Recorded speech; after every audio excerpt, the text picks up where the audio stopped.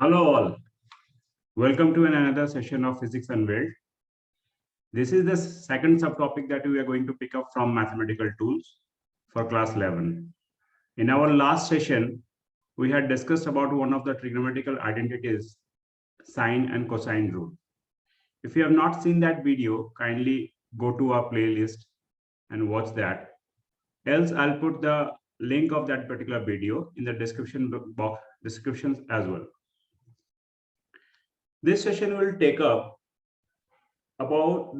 is entirely about the function and graph. So without wasting much time, let's begin the subject and try to understand that why the particular thing is so much important for us. Okay. So look at this problem first. We'll start this session with the problem only, that why learning this topic is important for us for the keeping view physics in our mind. Now, why this is so important? Okay, so if you look at this graph, this is the distance versus time graph is there, and there is some quantity versus time graph is there. So I'm just asking a simple questions to you: why these graphs are not possible in practice? Okay, a very simple question. You know, in motion in one dimension, you will find number of problem based on graphs, and in all those questions, you will be asked to answer this a similar type of questions or queries only. So how to address those queries? Okay, how to address those queries? So after finishing this session, I think that most of you will come to know that why, what is the fallacy in this graph, why this kind of graph cannot be drawn. Okay, and how to solve these problems easily without taking help of any extra things, just by learning functions and graph. Okay. So let's dive into the subject a bit deeper.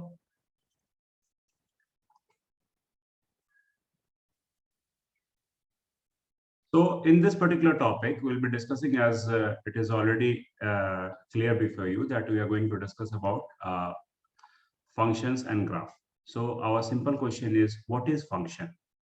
Okay. So what is function? Very simple. Okay. सो जब भी हम function की बात करते हैं तो हमारे दिमाग में होता है फंक्शन मतलब क्या होता है? फंक्शन मतलब होता है काम। इसका फंक्शन क्या है भाई? फॉर एग्जांपल इस कैमरे का फंक्शन क्या है, या इस मिक्सर का फंक्शन क्या है, इस स्विच का फंक्शन क्या है? हम इस तरह का सवाल हमेशा पूछते हैं। तो आज हम बेसिकली इसी एनालॉजी का इस्तेमाल करते हुए फंक्शन को डिफाइन करने की कोशिश करेंगे। ठीक है, तो फॉर एग्जाम्पल आपके घर में, आपने अपने घर में देखा होगा कि आपके घर में मिक्सर ग्राइंडर यूज होता है। ठीक है, आप ड्रॉइंग पे मत जाएं, मेरी ड्रॉइंग शायद बहुत ही बुरी हो सकती है, बट ड्राइंग समझ जाए। तो आपने अपने घर में देखा है कि आप मिक्सर ग्राइंडर आप यूज करते हैं, उसके अंदर में आप कुछ तरह का इनपुट डालते हैं, राइट? लाइक आप रॉ स्पाइसेस डालते हैं, या कभी बैटर बनाने के लिए राइस डालते हैं, या दाल डालते हैं, समथिंग समथिंग।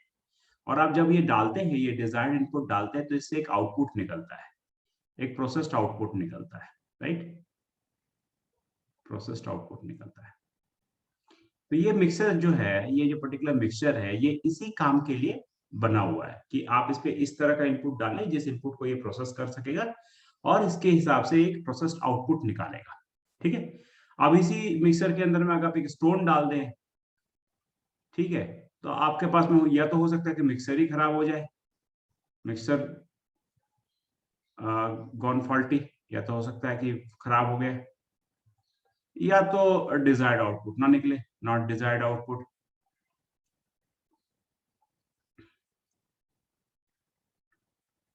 ठीक है, सो बेसिकली ये इनपुट और आउटपुट एक रिलेशनशिप में है। वो रिलेशनशिप बेसिकली एक मिक्सचर तैयार करता है, इसके अंदर के जो फंक्शंस है वो तैयार करते हैं कि भाई आप क्या डालेंगे तो क्या निकलेगा। तो अब इस चीज को थोड़ा मैथमेटिक्स के बेसिस पे समझने की कोशिश करें।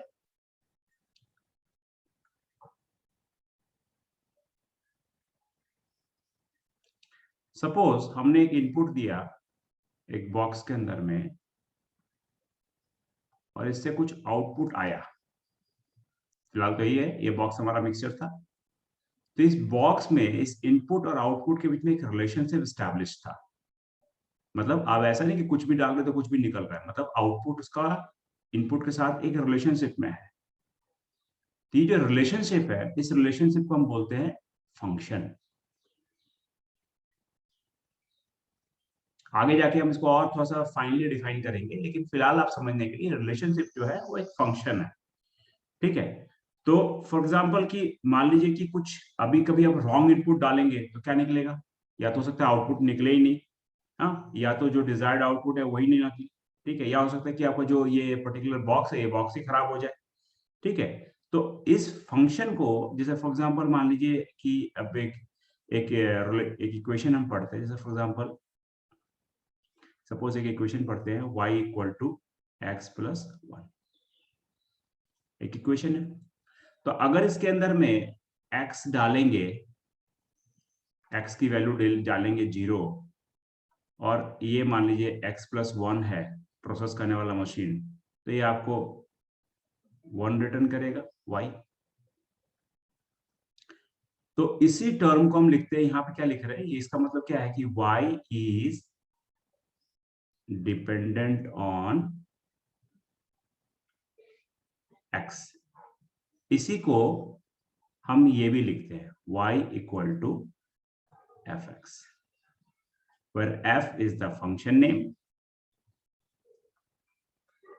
this is the function, x is the value of input or placeholder of input, value of input or simply placeholder of input, placeholder of input, और ये y जो है it is nothing but the output for you. Okay, so I think it is clear. So let's try to understand it something in different way as well. Okay, let's erase it first. So whenever I'm writing something on the whiteboard, please try and note down the things of your importance. Else, what you can do, you can replay the video after going through it, और फिर से आप देखें कि कौन कौन सा area जो है जिसमें आपको समझ में नहीं आया या कॉन्सेप्ट आपके दिमाग में अच्छे से गया नहीं। या तो आप हमें मेल भी कर सकते हो, या तो आप कमेंट में ड्रॉप कर सकते हो। ठीक है, तो will be happy to answer you. Now suppose this is a circle.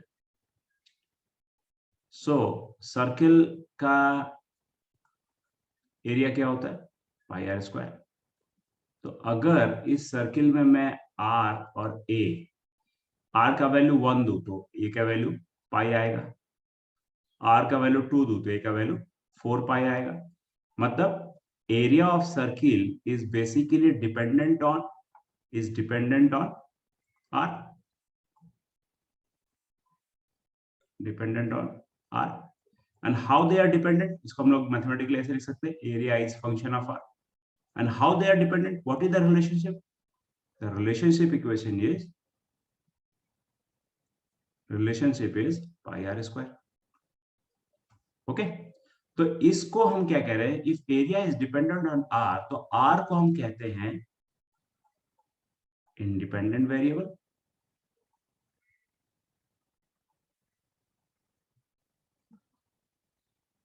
और ए को कहते हैं dependent variable.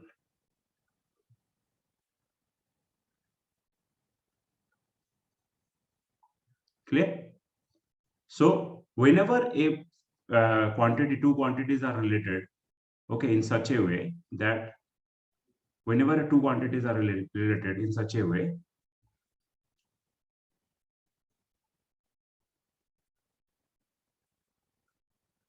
whenever two quantities are related in such a way that you can see that one of the quantity is dependent on other one, okay, and they are dependent through by an equation, and that equation is sometimes given, and sometimes we have to drawn out from by seeing the relationship between an input and output. हाँ, सो इसका मतलब मैं क्या बोला कि कभी कभार हमें इक्वेशन निकालना पड़ता है, कभी कभार इक्वेशन दिया रहता है। तो कभी कभार क्या है कि आउटपुट से इनपुट का इक्वेशन हम ऐसे ही ऑटोमेटिकली भी निकाल सकते हैं, देख के निकाल सकते हैं कि क्या इक्वेशन होगा, क्या रिलेशनशिप उनके पीछे में होंगे। ठीक है, तो फॉर एग्जांपल मैं एक आपको एग्जांपल देता हूँ ताकि इस बात को आप समझ पाए कि इसका कहने का मेरा मतलब क्या है। ओके, सपोज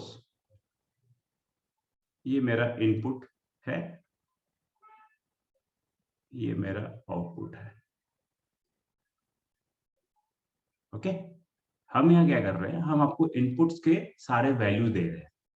मान लो इनपुट का वैल्यू है 1, 2 एंड 3 एंड आउटपुट के करस्पॉन्डिंग वैल्यू दे रहे हैं 1, 4 एंड 9। इसको चेंज कर देता हूँ, 1, 4 एंड 9।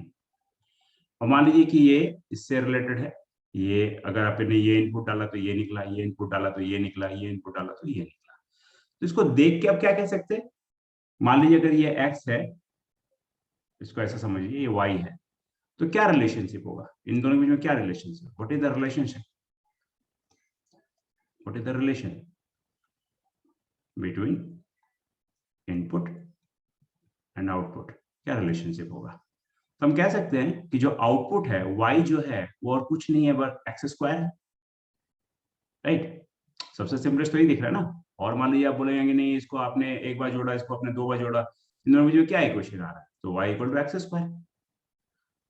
आप अगर यहाँ 1 लें तो 1 आएगा, 2 ले तो 4 आएगा, 3 ले तो 9 आएगा। तो ये रिलेशनशिप है। तो वही मैं कह रहा हूँ कि समटाइम्स आपको रिलेशनशिप प्री एस्टैब्लिश्ड होता है, डिफाइंड रहता है। Sometimes by seeing the pattern of input and output you can draw your relationship.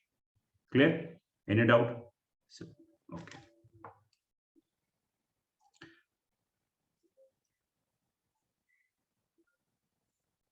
Now एक चीज हम और यहाँ पढ़ेंगे, बहुत इंपॉर्टेंट एंड बहुत क्लासी चीज है कि हम फंक्शन और रिलेशन बार बार हम बोल रहे हैं। तो क्या जितने भी रिलेशनशिप हैं सभी को हम फंक्शन कह सकते हैं, या जितने भी फंक्शन सभी को रिलेशनशिप कह सकते हैं। तो हम थोड़ा सा समझने की कोशिश करते हैं कि फंक्शन और रिलेशनशिप का बाउंड्री लाइन क्या है। ठीक है, हम क्या कह रहे हैं, हम क्वेश्चन कह रहे हैं कि हम कह रहे हैं is all function is a relation or all relations are function।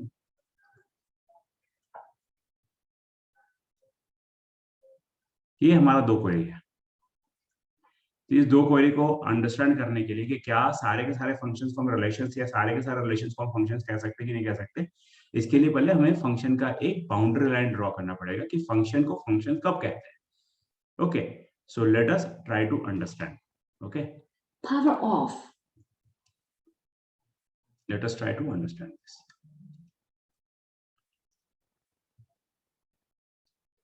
y equal to x square plus 1। In this case, if I just draw a plot of y and x, if I take the value of x is 0, y is 1, x is 1, y is 2, x is 2, y is 5. Okay, so it's very simple. As you are giving input to x, you are getting a corresponding output of y. Are you noting something that what you are getting? You are getting a exact output. For example, if you are getting, if you are अगर आप एक input दे रहे हैं तो उसके corresponding आपको एक output मिल रहा है, एक आउटपुट मिल रहा है। यहाँ पर आप 1 दे रहे तो 2 मिल रहा है, यहाँ आप 2 दे रहे तो 5 मिल रहा है। ओके, अब इसी चीज को थोड़ा सा रिवर्स कर देते हैं, ऐसे कर देते हैं, y equal to y square equal to x square plus 1। Suppose that ये भी एक इक्वेशन है। अब यहाँ अगर x एंड y को हम लिखे तो x अगर 0 लिखे तो y का वैल्यू क्या हो जाएगा, प्लस माइनस 1। y का वैल्यू 1 लिखे तो प्लस माइनस √2। y का वैल्यू अगर 2 लिखे तो प्लस माइनस √5। इसका क्या मतलब हुआ है, इसका मतलब ये हुआ कि अगर ये y और x का ग्राफ है तो x की वैल्यू अगर मान लीजिए 1 है तो हमें 2 वैल्यू मिल रहा है इसका, राइट। तो this in this particular case आप क्या समझ रहे कि एक इनपुट से 2 आउटपुट आ रहा है, तो क्या कोई प्रॉब्लम हो गई, एक इनपुट से 2 आउटपुट आ गया। नॉर्मली मैंने आपको बताया था, आप वापस से याद करें कि जब हम मिक्सचर वाला एग्जांपल हम दे रहे थे, फॉर एग्जांपल ये हमारा मिक्सचर था। इस मिक्सचर में बटन होती है, आपको याद होगा, एक एक बटन होता है स्लो पीसने का, एक होता है फास्ट करने का, एक होता है मान लीजिए कि कोर्स पीसने का, ऐसा ऐसा होता है, मिक्सचर है ये। तो ये हर एक बटन जो है एक पर्टिकुलर फंक्शन के लिए है, राइट। इसको अगर स्लो करेंगे तो ये मिक्सर स्लो स्लो घूमेगा, इसको अगर फास्ट करेंगे तो फास्ट फास्ट घूमेगा, इसको कोर्स करेंगे तो कोर्स पीसेगा। ठीक है, तो इस तरह की चीजें होती है। ऐसा तो नहीं है ना कि एक ही बटन करने से वो सारी की सारी फंक्शंस हो जाता है, राइट। मतलब इसका कहने का मतलब मेरा ये है, क्या ऐसा डिजायरेबल इनपुट हो सकता है कि आपने एक इनपुट दे दिया, मान लीजिए आपने इसके अंदर में राइस डाला है और आपको क्या क्या मिल रहा है, राइस तो मिल ही रहा है, स्पाइसेस भी मिलने लगे, ऐसा हो सकता है क्या? है? दो आउटपुट आ सकता है क्या? तो जो डालेंगे उसी का प्रोसेस निकलेगा ना, दो आउटपुट तो निकल नहीं सकता, राइट। एक ही आउटपुट निकलेगा। सो इसी तभी इसको हम बोल रहे हैं फंक्शन है ये, तभी इसको हम फंक्शन बोल रहे हैं। ठीक है, मतलब जब तक whenever a relationship, whenever a relation, mathematical relation is giving one output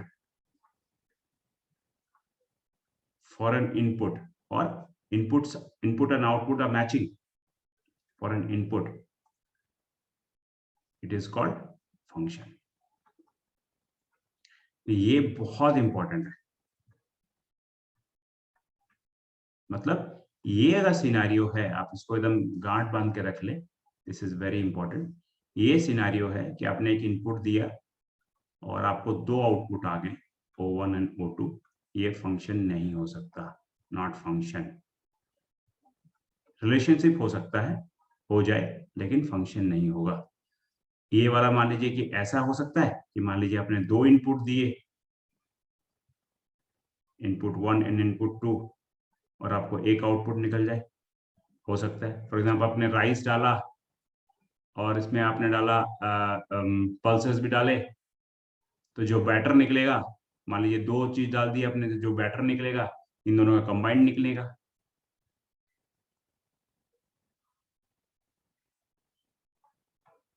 Right, so this is it. Okay, so let's again redefine the function, that when we'll call something as a function. Let's erase the entire thing. I think you have noted down. So मैं बार बार बोल रहा हूँ कि आप जब भी आपको किसी एरिया में इश्यूज आए, उस एरिया में थोड़ा सा रुक जाए, उस एरिया में मैंने क्या चीज बताई है या क्या चीज लिखा है, आप kindly note it down, try to grasp it, उसको थोड़ा समझने की कोशिश करें और उसके हिसाब से फिर आगे बढ़े। ठीक है,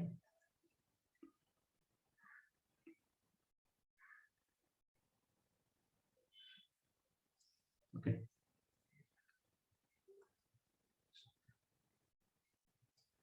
So function is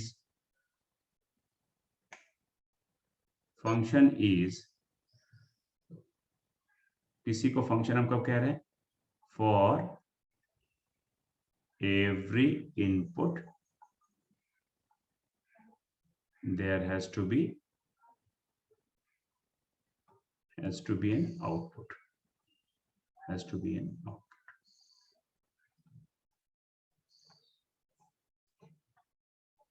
ठीक है, क्लियर, कोई डाउट नहीं है। अब एक चीज को समझने की कोशिश करें कि ये वाला जो मैं बात कह रहा हूँ इसका क्या मतलब है। फॉर एग्जाम्पल मान लीजिए, अब थोड़ा सा वापस से एक डायग्राम का फॉर्मेट में समझने की कोशिश करते हैं।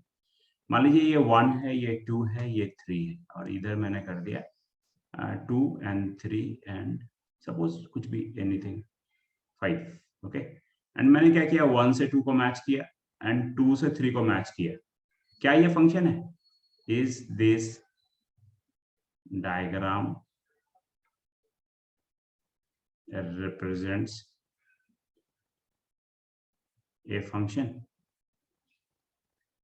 Take a pause and try to answer. Is this diagram 1, 2, 3? Suppose this is x and this is y and there is a relation between x to y. तो क्या ये फंक्शन है? Is this diagram representing a function? तो आप सोचिए क्यों नहीं हो सकता? So I think you have easily guessed it why it is not a function. Because see, there are 3 inputs in X. How many inputs? 3 inputs. But only 2 inputs are matched to a corresponding outputs. The third one is left. Okay, it has got no image as output. Image in output. Okay, so this could not be a function. So above diagram is not equal to a function. Clear? Any doubt? So this is the case. Okay. Now we'll be discussing some more concept of function. So let's try to draw a graph and try to ask you something. Now when I'm just talking about graph, also let us take the graph in the later stage. Okay, right now let's deal in something else.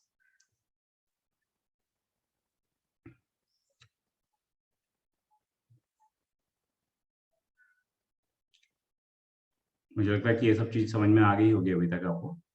अब मैं आपसे कुछ एक सवाल पूछता हूँ, बहुत important question है।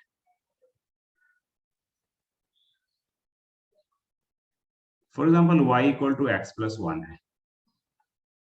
आपसे पूछे इनपुट कहाँ तक ले सकते हो, क्या क्या इनपुट हो सकता है?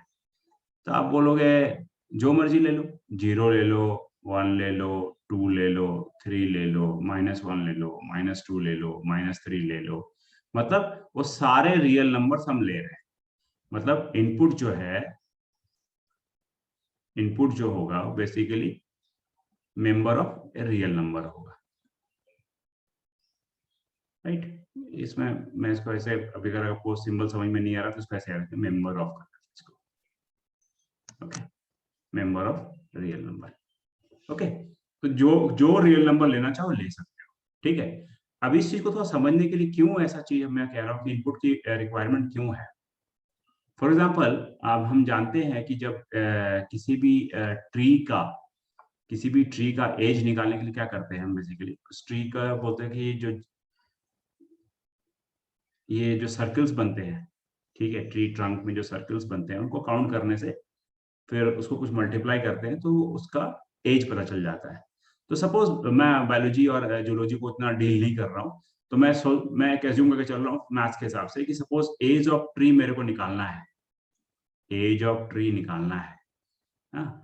और मेरे को किसी ने एक फंक्शन दिया है कि एज ऑफ ट्री का मतलब होगा 10 times of circle, 10 times of circle, ठीक है। तो मान लीजिए 10 times of n is a, मान लीजिए ये मैंने दिया है। तो मान लीजिए कि किसी भी में पेड़ के इस तरह तने में एक सर्कल मिला n इक्वल टू 1, तो एज ऑफ ट्री हो गया 10। अगर 2 सर्कल मिला तो एज ऑफ 10 हो गया, एज ऑफ ट्री हो गया 20। Okay, clear? अच्छा, क्या हम ये वैल्यू ले सकते हैं n इक्वल टू -1? क्या दिस वैल्यू इज पॉसिबल? क्या इस रिलेशनशिप के लिए, अगेन पूछ रहा हूं, क्या इस रिलेशनशिप के लिए ये वैल्यू पॉसिबल है? तो नहीं, एज तो नेगेटिव हो नहीं सकता, हमारा सेंस कहता है ये तो पॉसिबल ही नहीं है। इसका मतलब इसमें कोई भी वैल्यू चलेगा, n इक्वल टू 0 से बड़ा कोई भी वैल्यू चलेगा, लेकिन n नेगेटिव नहीं होना चाहिए, राइट? क्योंकि अगर n नेगेटिव हो जाएगा, सर्किल है ही नहीं, इसका मतलब अगर सर्किल है ही नहीं तो फिर एज तो कैलकुलेट हो ही नहीं सकता। n नेगेटिव का क्या मतलब हो गया? ऐसा तो नहीं कि सर्किल फिर रिवर्स रिवर्स वो घूमने लगेगा, ऐसा तो नहीं है ना। तो n नेगेटिव नहीं हो सकता। तो इसका मतलब इनपुट का कुछ डिफाइंड वैल्यू होता है जिसके लिए फंक्शन एक डिजायर्ड आउटपुट निकलता है। वापस आप याद रखें, जैसे मैंने कहा था कि आपका मिक्सचर ग्राइंडर में आपने पत्थर डाल दिया, तो पत्थर इसके लिए पीसने के लिए मिक्सचर ग्राइंडर नहीं बना हुआ है, राइट? इसके लिए ये फंक्शन नहीं करने के लिए बना हुआ है, ये फंक्शन करने के लिए बना हुआ है राइस के लिए, ये फंक्शन करने के लिए बना हुआ है स्पाइसेस के लिए, ये फंक्शन करने के लिए बना हुआ है पल्सेस के लिए, बट स्टोन के लिए नहीं बना हुआ है। तो इसका मतलब कुछ ऐसे सेट्स ऑफ इनपुट होते हैं जो फंक्शन के डेफिनेशन को वैलिड करते हैं, ठीक है। तो अब इसी चीज को समझने की कोशिश करते हैं कि इसका क्या मतलब बताया।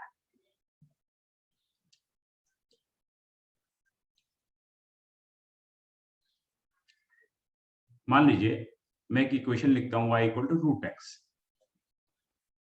ओके, तो y equal to root x, अब बोलेंगे कि x का क्या वैल्यू डालने, तो y की वैल्यू निकलेगी, रियल नंबर वैल्यू। ओके, अभी तक आपने कॉम्प्लेक्स नंबर नहीं पढ़ा होगा, तो मान लीजिए कि x की वैल्यू मैं 1 रखता हूं, तो y इक्वल टू हो जाएगा 1।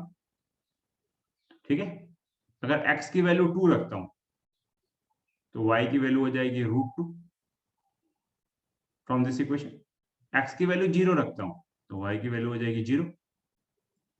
ठीक है, लेकिन x की वैल्यू अगर -1 रखता हूं तो y की वैल्यू हो जाएगी नेगेटिव ऑफ -1। तो ये जो नंबर है ये रियल नंबर तो हो नहीं सकता, इसको हम क्या बोलते थे, याद होगा आपको, अगर आपने 10 11 चालू कर दिया मैथ्स, इसको कॉम्प्लेक्स नंबर बोलते थे बेसिकली। तो this value is not possible. तो x का कौन सा range of value of inputs आपको अलाउड होंगे? इनपुट वैल्यू अलाउड, इसके साथ क्या दिख रहा है, 0 1 2 anything. Okay, up to infinity, less than infinity. Infinity again आपका कोई डिफाइंड तो है नहीं कि इन्फिनिटी कहां खत्म करेंगे, लेकिन नेगेटिव नहीं होना चाहिए, एक्स का वैल्यू नेगेटिव नहीं होना चाहिए। मतलब एक्स का जो वैल्यू होगा that has to be greater than, okay, equal to 0, right, and less than infinity. So we may write it like this, 0 and infinity. ये एक्स के परमिसिबल वैल्यूज है, परमिसिबल वैल्यूज ऑफ एक्स। तो permissible value of x, permissible value of input का यही मतलब होता है कि जिस इनपुट के लिए हम फंक्शन को डिफाइन कर सकते हैं, मतलब जिस इनपुट के लिए फंक्शन एक डिजायर्ड आउटपुट प्रोड्यूस कर सकता है। ठीक है, तो ये आपको समझने की जरूरत है। मैं कभी कभार जब फिजिक्स के ऐसे न्यूमेरिकल्स आएंगे तो बेसिकली मैं बोलूंगा कि ये परमिसिबल वैल्यू है या ये परमिसिबल वैल्यू नहीं, तो आपको समझ में आना चाहिए कि क्यों परमिसिबल वैल्यू कह रहा हूँ। अगेन मैं बोल रहा हूँ, permissible values are those values for which the function is defined. Okay, so if you have not get this, so let me write it one more time. Please note it down. Okay, permissible value of input are those for which function is defined, or loose term में produce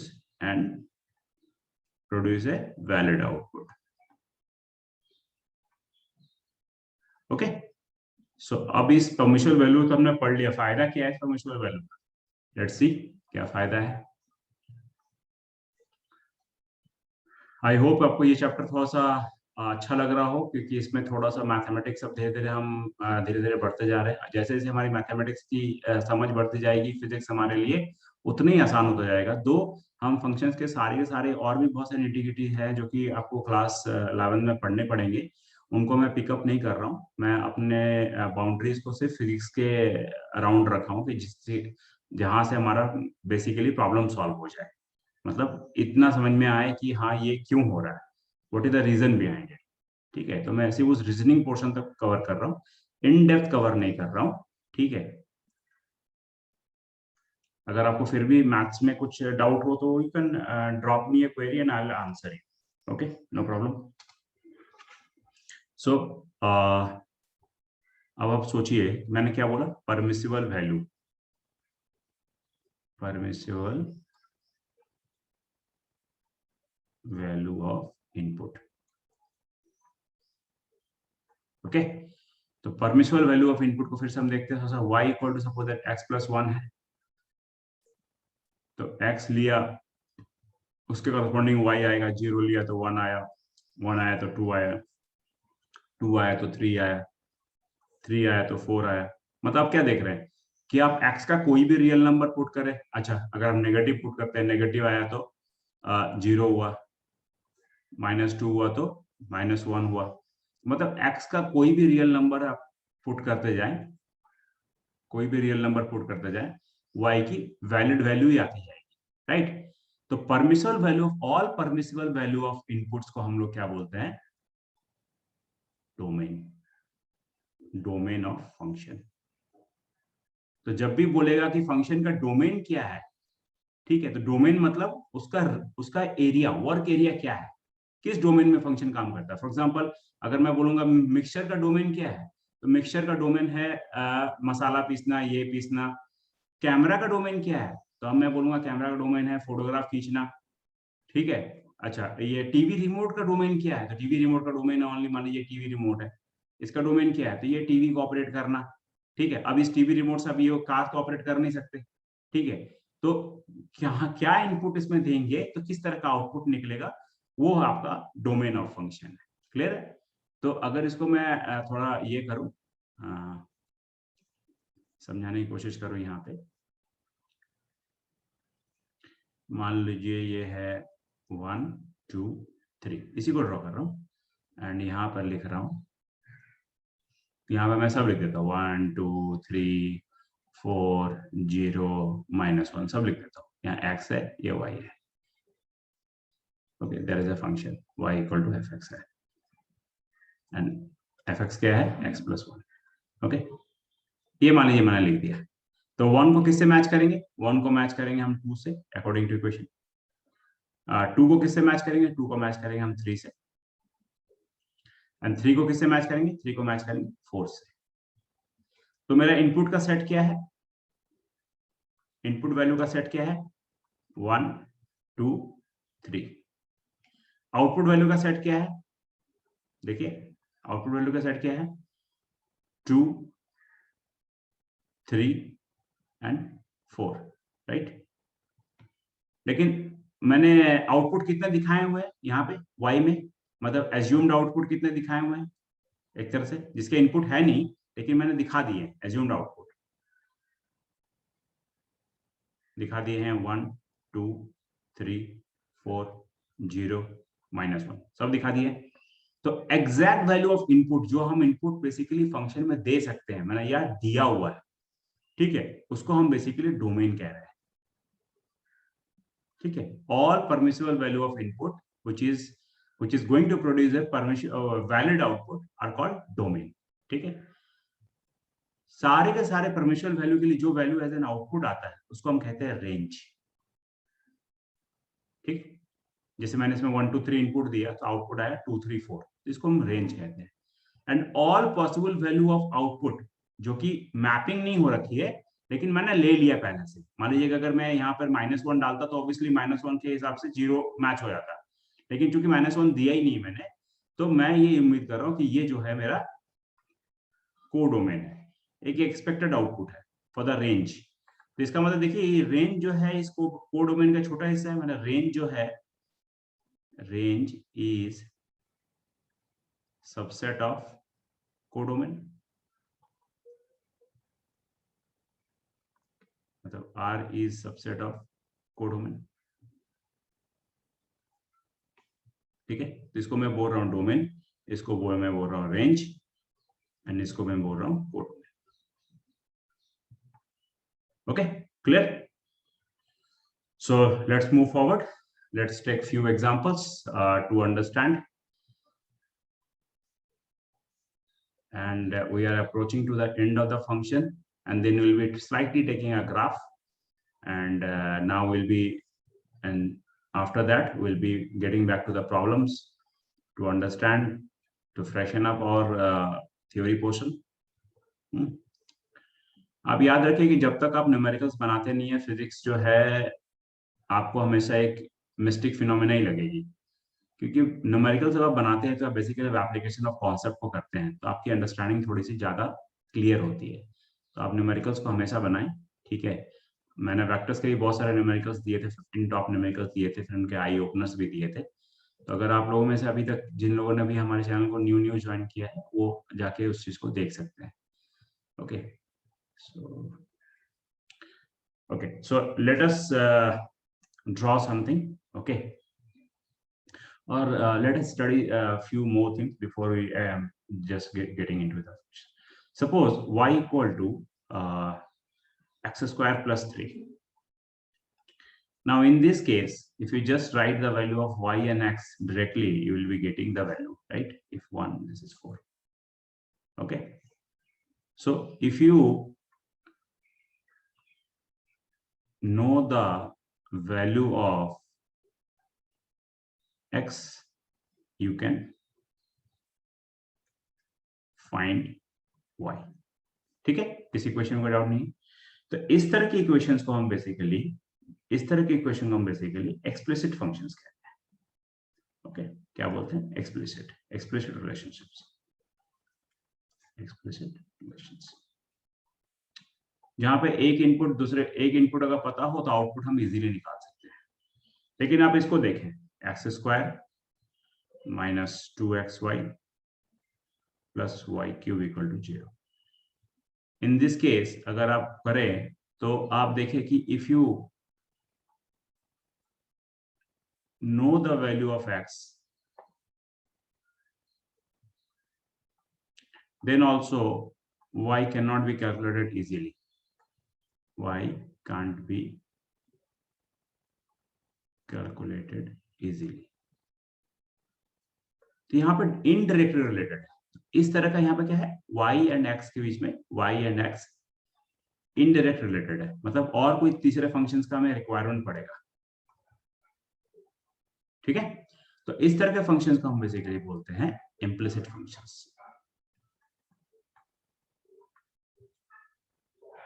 implicit relationship better से, functions तो बाद में बोलेंगे, relationship तो है ही। हमने बताया था कि अगर एक इनपुट एक आउटपुट होता तो उसको हम बेसिकली ये कहते हैं। ओके, अब एक चीज और फिनिश करने से पहले, प्रॉब्लम तक पहुंचने से पहले एक और फंक्शंस का हम लोग पढ़ लेते हैं। आई थिंक ये पोर्शन क्लियर है, इसमें ज्यादा हमें काम नहीं था, इसलिए मैं इसको खास इन डेप्थ नहीं जा रहा हूँ इम्प्लिसिट एंड एक्सप्लिसिट में। आपको सिर्फ डेफिनेशंस पता होना चाहिए कि इम्प्लिसिट कब हो रहा है, एक्सप्लिसिट कब हो रहा है। एक्सप्लिसिट का मतलब जब वैल्यूज जो है आप डायरेक्टली कैलकुलेट कर सकते हैं, इनडायरेक्टली कैलकुलेट करते इम्प्लिसिट हो जाएगा। ओके, अब इसको देखते हैं। फॉर एग्जाम्पल सपोज एक बॉक्स है हमारा, ये मान लीजिए बॉक्स है x, x जा रहा है और fx जो है वो x प्लस 1 है, ऐसे निकल रहा है y क्या निकल रहा है? आउटपुट। y की वैल्यू क्या होगी? x की वैल्यू के एक ज्यादा। अब इसी आउटपुट को किसी और फंक्शन में सॉरी किसी और फंक्शन में एज एन इनपुट यूज कर लीजिए, माना output of this function as input of this function. मान लीजिए ये जो फंक्शन है ये है एक्स स्क्वायर, इसका आउटपुट क्या निकलेगा? इसका निकलेगा आउटपुट, इसका आउटपुट जो है मान लीजिए कि ये इनपुट जो गया, इसका आउटपुट अगर मैं x प्लस 1 को इसके अंदर डाल दूं तो क्या हो जाएगा? x प्लस 1 का होल स्क्वायर। तो इसको मैं बोलता हूं composition of function, composition of function. Okay, मैंने क्या किया? मैंने ये किया कि fx का output taken as input to gx। तो इसको हम कैसे रिप्रेजेंट करते हैं? इसको रिप्रेजेंट करते हैं gfx। इसका क्या मतलब हुआ? इसका मतलब हुआ output of function fx is as input of gx। ठीक है, तो जैसे फॉर एग्जांपल मान लीजिए कि fx इज, हमने fx को क्या डाला था? x प्लस 1 एंड gx को क्या डाला था? x स्क्वायर लिखा था इक्वेशन रिलेशनशिप। तो ये इसके अंदर जा रहा है तो हम क्या लिखेंगे? x की हमने x प्लस 1 को पुट कर दिया तो x प्लस 1 का होल स्क्वायर हो गया, तो ये जो निकल गया ये निकल गया gfx। ठीक, तो ये आपको कभी कभी जरूरत पड़ सकता है। Okay, so now let us move ahead and solve few queries to clear our doubts.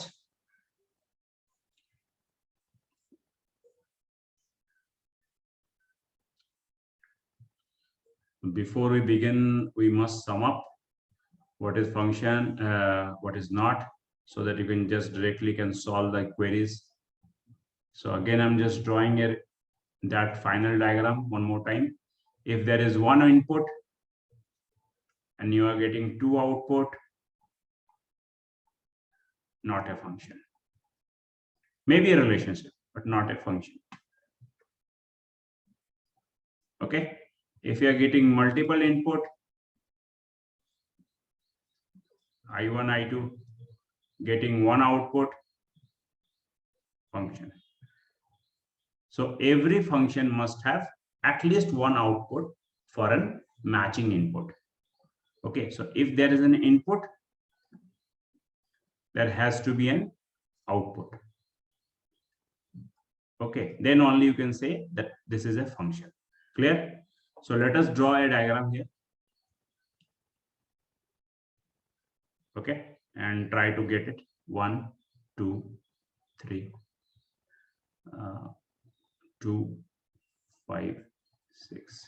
So okay, so 1 is 2, 2 is 5, 1 is 6. Is diagram function? Is diagram a function?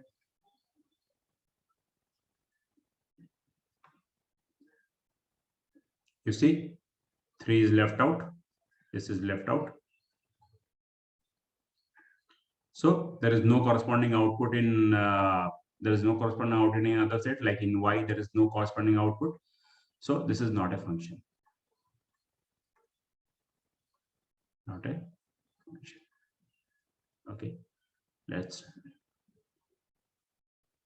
At the same time, we are seeing that you are giving one input and you are getting two output. One is matched to 2 and one is matched to 6. That could also be a reason. Okay. Now suppose 1, 2, 3, 4, 5, 6. 1 is 2, 4. This is 4. This is 6. Is a function.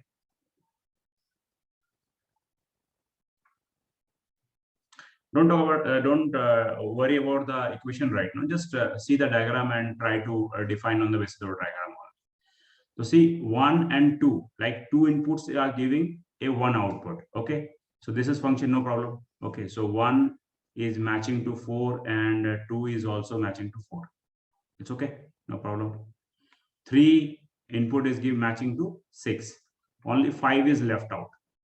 So what I said, 4, 5, 6 is 4, 5, 6 is what? This is codomain from this diagram. And what is the range? Range is only 4 and 6. Okay, clear? So now we move. I think your concept for function is clear so far. And still, if you are having any kind of doubt, please get back to me and I'll be happy to help you. Okay. But since we are taking the subject in such a way that I try always that to make the subject lucid for you so that it is easy to grasp, because that is our concept only, to make physics easy for you. Okay. So let's see.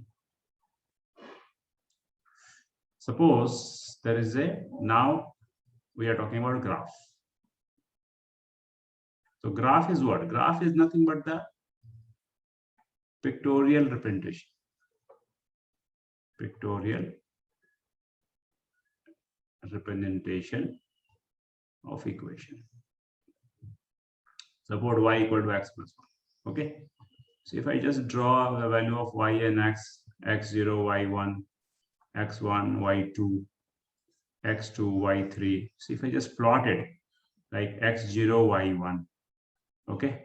This is 0, this is 1, 0, 1. x1, y2, y2, 1, 2. x2, y3. Okay. This is 2, 3.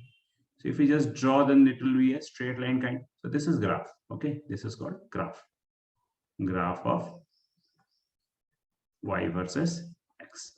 So y is taken in this direction, x is taken in this direction. This is independent variable.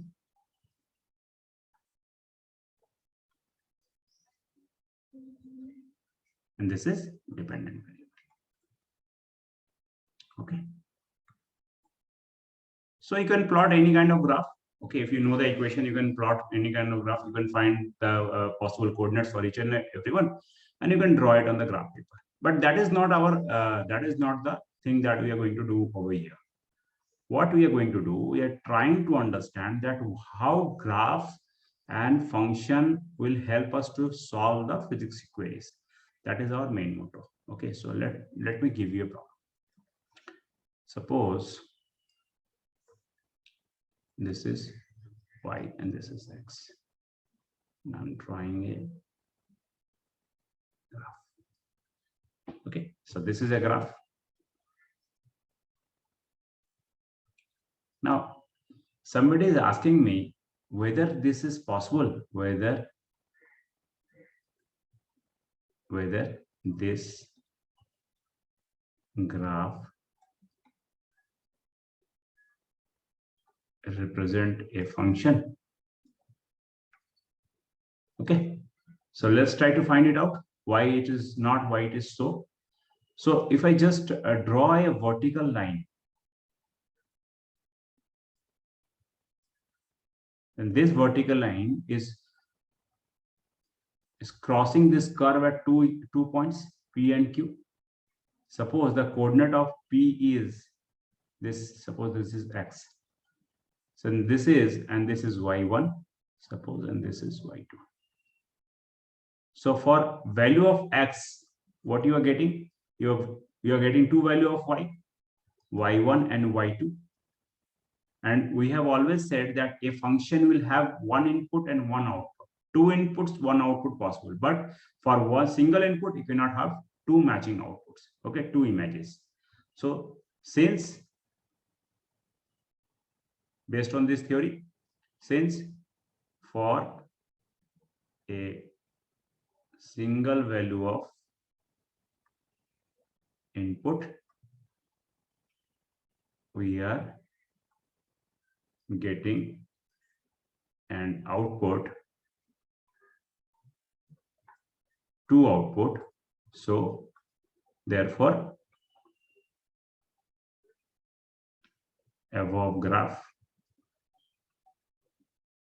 does not represents a function. Clear? So function, you have to be very much clear, like for one input, you can get only one output. Okay, so let's erase it.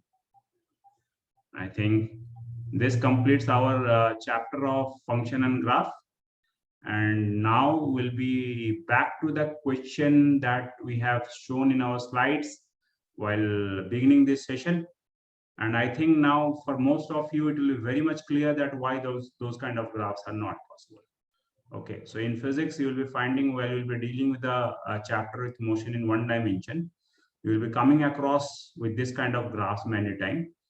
Maybe the definition of answering those graphs at that point of time will involving different kind of parameters like distance and time, and velocity and time, this and that. Okay, but their root concept is always based on functions.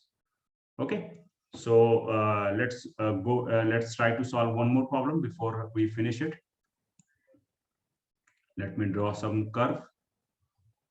Suppose this is y, this is x, and there is one curve.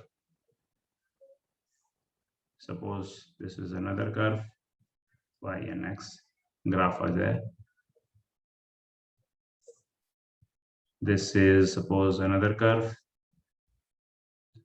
Okay, so if I'm asking which of this curve does not show in function, which of the curve does not show a function. Okay, so you see here first in graph 1, you are finding for every value of y, there are different values of x. Okay, so for every input, there is a unique output, unique value. So this is a function. In this case, if you see, for a single value of x, there are multiple value of y. Okay, this is y1, this is y2, this is y3. So x is giving multiple outputs, y1, y2, y3. So this is not a function. Here you see, if we just draw this line, is cutting two points like P and Q. So for X, there are two values of Y. Okay, again, not a function. So for function to be proved, you have to remember that particular criteria. For input, for one input, you should have only one output. For two input, you could have one output, but output has to. But output, for a multiple unit, for a single input, you cannot have the multiple outputs. Okay. So let's go back to our slide.